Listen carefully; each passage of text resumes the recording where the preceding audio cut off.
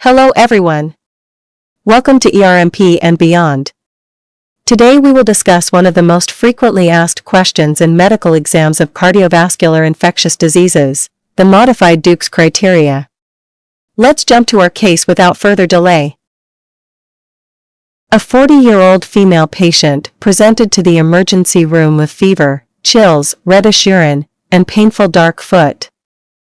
On physical examination, the pulse rate is 120 beats per minute and the rhythm is regular. The respiratory rate is 36 breaths per minute. The blood pressure is 90 by 60 mm mercury, and body temperature is 39 degrees Celsius. Her conjunctivae were pale. She has a holosystolic murmur at the apex radiating to the axilla and foul-smelling dark foot.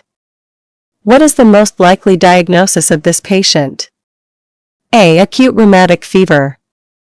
B. Myocarditis. C. Infective endocarditis. D. Atrial septal defect.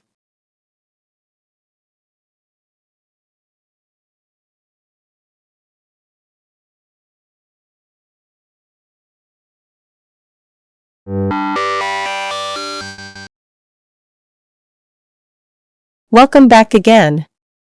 We have given a case of a 40-year-old female who arrived at our emergency department after she presented with a constellation of symptoms, fever, chills, and the alarming sign of reddish urine, which could suggest hematuria, a condition often associated with kidney pathology. Furthermore, she complained of a painful, discolored foot, an alarming sign that may indicate an underlying vascular condition is involved. Upon her examination, pulse rate of 120 beats per minute is significantly elevated, hinting at her body's struggle against an ongoing insult.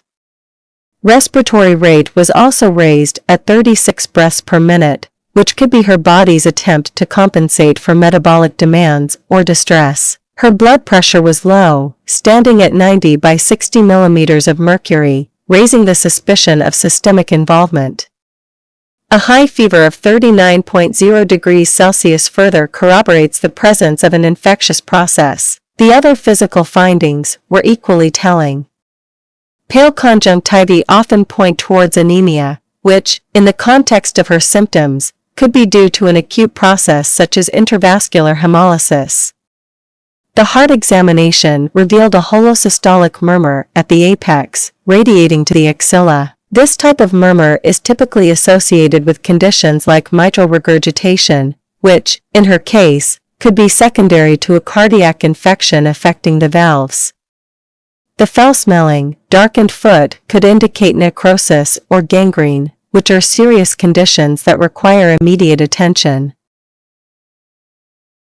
Given these clinical findings, one must consider the diagnosis of infective endocarditis, a serious infection of the endocardium, the heart valves, and the endometrium of the great vessels. The modified Dukes criteria for infective endocarditis provide a standardized approach to diagnosis. Major criteria include positive blood cultures for endocarditis and evidence of endocardial involvement, typically demonstrated through echocardiography. Minor criteria encompass predisposing heart conditions, fever, vascular phenomena, immunologic phenomena, and microbiological evidence not meeting the major criteria. Remembering all this can be a challenge, but I have a mnemonic that will make it stick: B-timer. B and E stand for the major criteria, while timer will remind you of the minor ones. It's simple yet effective. The definitive diagnosis is defined as presence of two major criteria, or presence of one major and three minor criteria, or presence of only 5 minor criteria. Now, let's bring this to life with the given case study.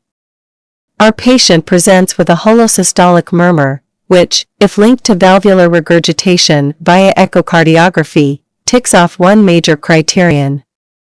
Then there's the fever, soaring above 38 degrees Celsius, a minor criterion. But wait, there's more. The plot thickens, with 2 additional minor criteria. Have you connected the dots? The gangrenous foot and the hematuria, these aren't just symptoms, they're storytellers, narrating the tale of embolic and immunologic phenomena. In conclusion, our patient meets 1 major and 3 minor Dukes criteria for infective endocarditis.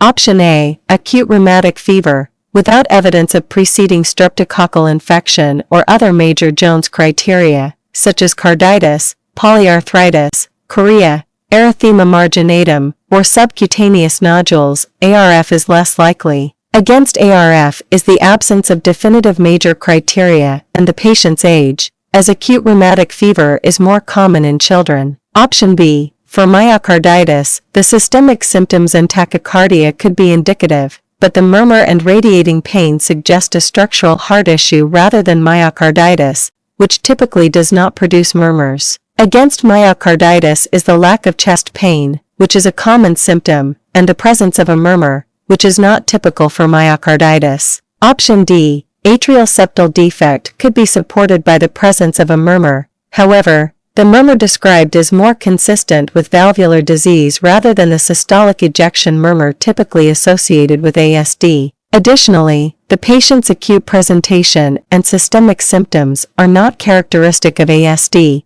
which is often asymptomatic until adulthood. Against ASD is the lack of symptoms typical of this condition, such as dyspnea on exertion or signs of right heart failure. Thanks for tuning in. I hope this breakdown helps you understand the diagnostic criteria of infective endocarditis. Don't forget to like, subscribe, and share. See you in the next video.